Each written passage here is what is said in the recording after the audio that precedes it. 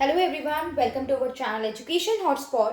तो आपके upcoming exam के लिए इग्नू एमए सोशियोलॉजी के जो एग्जाम है उसके इंपॉर्टेंट क्वेश्चन में हम लोग आपका एमएसओई 1 और MSOE 4 sociology of education and urban sociology के इंपॉर्टेंट क्वेश्चन ऑलरेडी डिस्कस कर चुके हैं। Now this is the subject MSOE 2 जो जनरली आप सबको बहुत ज्यादा डिफिकल्ट लगता है, और जो आपके ये 3 एग्जाम है एमएसओई 1, 2, 3 में बहुत ज्यादा बहुत ज्यादा का गैप भी नहीं है आपके पास। तो this subject becomes difficult for all of you कि इसको कैसे प्रिपेयर करा जाए, बिकॉज इसमें टेक्निकलिटी, डायस्पोरा, डेटा, फैक्ट्स, अलग अलग कंट्री की डिटेल्स जो है ये बहुत ज्यादा हैं। तो आई ट्राई कि मैं जो मैक्सिमम वीडियो है वो इस सब्जेक्ट की बनाऊं, बिकॉज इस सब्जेक्ट की वीडियोस चैनल पे अवेलेबल नहीं है। देयर आर ओनली 2 और 3 वीडियोस जो कि चैनल पे अवेलेबल हैं। तो आई ट्राई अपकमिंग डेज में मैं इस सब्जेक्ट की वीडियोस कवर करूं और एमएसओई 4 की, इन दो सब्जेक्ट को हम टारगेट करेंगे, बिकॉज 4 का एग्जाम भी अभी अपकमिंग है एंड 16 को है, और एमएसओई 2 की वीडियोस कम है और ये सब्जेक्ट कंपैरेटिवली थोड़ा सा डिफिकल्ट लगता है पढ़ने में। बाकी फर्स्ट ईयर के स्टूडेंट के लिए मैं बोलूँ तो फर्स्ट ईयर के स्टूडेंट जो फर्स्ट ईयर के सब्जेक्ट है उसके लिए चैनल पे ऑलरेडी काफी सारी वीडियो अवेलेबल है important, so you guys can watch that. तो विदाउट वेस्टिंग एनी टाइम हम यहाँ पे बात कर रहे हैं एमएसओई 2 subject that is diaspora and transnational community के इंपॉर्टेंट क्वेश्चंस की। यहाँ पे सबसे पहले क्या टॉपिक इंपॉर्टेंट है हमारा कि जितनी भी अप्रोचेज है to study Indian diaspora. Basic मतलब आप लोगों को पता होगा कि डायस्पोरा मतलब क्या होता है। जितने टोटल इंडियन यहाँ से बाहर जाके रह रहे हैं उन सबको हम इंडियन डायस्पोरा बोलते हैं। तो what is the approach to study Indian diaspora? Then you have to study the concept of transnationalism. इसका कंसेप्ट, इसके फीचर्स, ये सब डिटेल में करने हैं। अब एक्चुअली है क्या ना, ये सब्जेक्ट मुश्किल क्यों हो जाता है, क्योंकि मल्टीपल टाइम जो क्वेश्चन पूछे गए हैं ना, तो बिल्कुल सिमिलर क्वेश्चन रिपीटेड वे में नहीं मिला है। लेकिन ऐसा नहीं है क्वेश्चन रिपीट नहीं हुए हैं, बस क्वेश्चन का जो फॉर्मेट है, वर्डिंग है, पूछने का तरीका है, उसको बदल दिया गया है। राइट, क्वेश्चन वही है लेकिन उसका तरीका बदल दिया गया है, तो इसलिए लग रहा है कि रिपीटेड क्वेश्चंस कम है। तो मैंने उनको पूरा सम अप करके, निचोड़ के, समझ के, समझा के यहाँ पे आप लोगों के लिए इनलिस्ट करे हैं ये कुछ टॉपिक। अगर आप ये सारे टॉपिक जो यहाँ पे मेंशन है 13-14 टॉपिक्स जो भी हैं, ये भी आप पूरे पढ़ के चले जाते हैं, then we can score very good in this exam.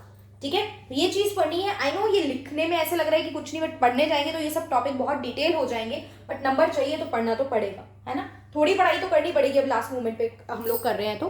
फिर देन बॉलीवुड का क्या रोल है अंडरस्टैंडिंग इंडियन डायस्पोरा, बॉलीवुड क्या रोल प्ले करता है, कुछ एग्जाम्पल लेंगे बॉलीवुड की मूवीज वगैरह का, किस तरीके से वो इन्फ्लुएंस कर रही हैं, वो शो कर रही हैं इन चीजों को, that we will mention. Then migration का टॉपिक, माइग्रेशन, इमिग्रेशन, ये सब डिटेल में पढ़ेंगे। इसका मीनिंग, पैटर्न, पैटर्न को लेके मल्टीपल टाइम इमिग्रेशन वगैरह का जो पैटर्न रहता है, इसके क्वेश्चंस भी मल्टीपल टाइम हमसे एग्जाम में पूछे गए हैं। तो माइग्रेशन, फीचर्स, बेनिफिट्स क्या रहता है, ये सब पे हम बात करेंगे। I prepare the video on these topic जो है, इनको मैं कंसीडर करके चलूंगी। फिर then Chinese and African diaspora की बात की जाएगी, यूके, यूए। अब क्या है ना, कुछ श्योरिटी नहीं है कि भाई यही वाला क्वेश्चन आ जाएगा। तो डायस्पोरा अगर कंट्री के करने हैं तो मोस्टली करके चलो, या फिर कोशिश करो कि कुछ कंट्रीज कर जाओ, कुछ कंट्रीज छोड़ जाओ, तो जो है क्वेश्चंस आए तो आप एटलीस्ट अटेम्प्ट कर पाओ उनको। कुछ क्वेश्चंस जैसे 10 में से 5 करने होते हैं, तो एटलीस्ट हम एक आधी कंट्री का तो कुछ क्वेश्चन ले पाए। 10 में से फॉर एग्जाम्पल मान लो 3 कंट्री का नाम यूज करा गया है, 3 क्वेश्चन, 7 क्वेश्चन अलग है, तो वो 3 क्वेश्चन में से हमारे पास इतना कंटेंट हो कि हमने सारी नहीं पढ़ी तो एक आधी तो पढ़ी हुई आ जाए उसमें से। तो सब मत छोड़ के जाओ, पॉसिबल जितना हो पाए उतना कोशिश कर लो करने की, बिकॉज साउथ ईस्ट एशियन के बारे में बात की है, चाइनीज अफ्रीकन को लेके मल्टीपल टाइम क्वेश्चन पूछा है, चाइनीज और अफ्रीकन को लेके ना, प्लस गल्फ कंट्रीज की दिन बात हुई है, कनाडा, यूएस, यूके, ये सब भी बात हुई है। ठीक है, बट जो चाइनीज एंड अफ्रीकन है, इस पे मैंने देखा है कि मल्टीपल क्वेश्चन आ रखे हैं, तो चाइनीज अफ्रीकन नहीं छोड़ने हैं, वो we will cover it. Then virtual community के ऊपर क्वेश्चन है, वर्चुअल कम्युनिटी, डिजिटल डायस्पोरा की बात करें। ठीक है, वर्चुअल कम्युनिटी एक जगह पूछा गया है, प्लस डिजिटल डायस्पोरा भी एक जगह वर्ड मतलब क्वेश्चन जो है वो आया हुआ है। तो जब पढ़ो तो कनेक्ट करके पढ़ लो कि इनमें से क्या क्या सेम चीजें हैं that we can use. Then we have to cover factor that led to emergence of diasporic community. Why this community emerge? ये community emerge क्यों हुई, क्या करती है, तो ये सारे factors पे बात करनी है। diasporic community होती क्या है वो बात करेंगे, फिर एक एक करके हम इनमें factors को लेके डिस्कशन करेंगे। Then we have organizational linkage between Indian diaspora, मतलब diaspora को लेके ऐसे कौन कौन सी संस्थाएं हैं, ऑर्गेनाइजेशन है, ठीक है, जो लिंक करके चलती हैं इन चीजों को। तो नेशनल, इंटरनेशनल जो भी ऑर्गेनाइजेशन होंगे उन सब पे हम लोग यहाँ पे बात करके चलेंगे। Then we have aspect of diasporic finance, finance जो है, मनी जो है, पैसा जो है, वो कैसे वर्क करता है, रेमिटेंसेस होते हैं, अर्निंग होती है, किस वे में ये सब चीजें वर्क कर रही हैं, मुश्किल अगेन आई एम सेइंग क्यों हो जाता है, because we have to cram, we have to see, हमें बहुत ज्यादा यहाँ पे डेटा फैक्ट्स फिगर्स देखने को मिलते हैं, that's why it become difficult subject. ये हम लोगों के लिए क्या हो जाता है, थोड़ा डिफिकल्ट हो जाती हैं चीजें। Then we have identity issues of PIOs in Africa. Africa में अगेन अफ्रीका को लेके क्वेश्चन आ गया, जो हमारे पर्सन ऑफ इंडियन ओरिजिन्स हैं अफ्रीका में, वहां क्या प्रॉब्लम है, आइडेंटिटी इश्यूज हैं।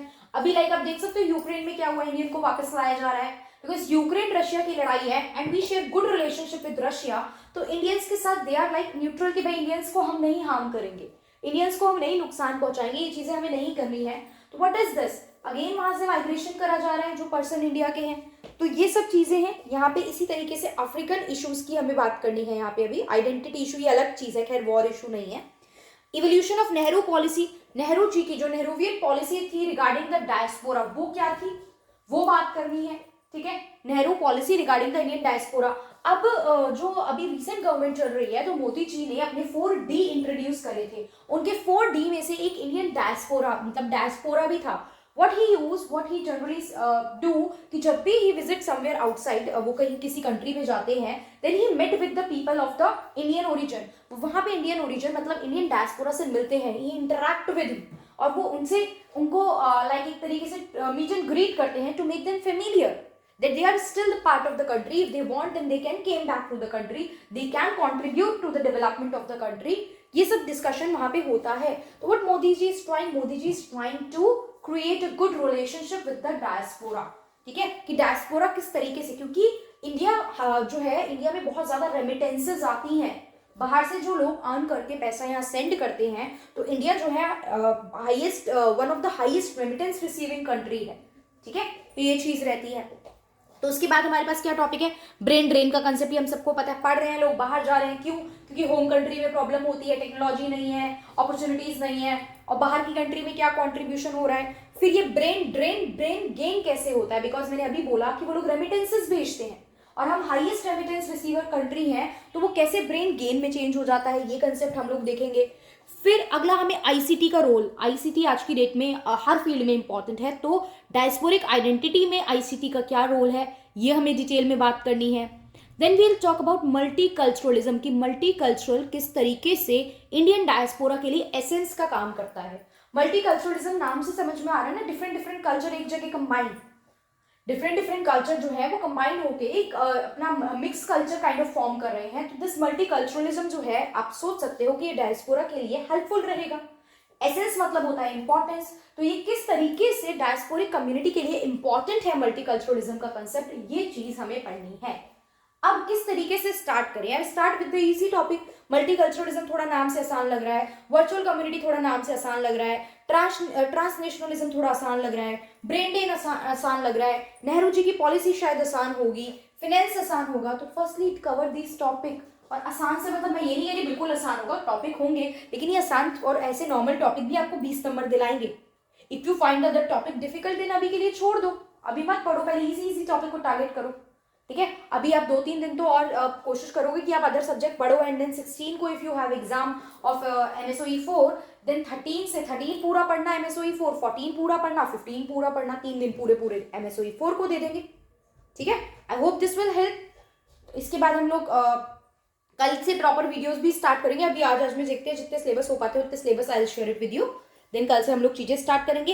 And one more thing, I started a new channel, एक पर्सनल चैनल काइंड ऑफ जो है स्टार्ट किया है, जिसके बारे में मैंने इन्फॉर्म भी किया था। अभी एग्जाम प्रेशर है, अभी बहुत ज्यादा आप लोग इधर उधर दिमाग नहीं लगा सकते, still you guys can subscribe that channel, उस चैनल को आप लोग सब्सक्राइब कर दीजिए, बिकॉज जैसे ही थोड़ा सा क्राउड उधर शिफ्ट होगा, I will try to share the motivational video, the career related videos, what you can do, how you can prepare, how to enhance your writing, how to balance your study with your job, ऐसी multiple topics की video वहां पे आने वाली है।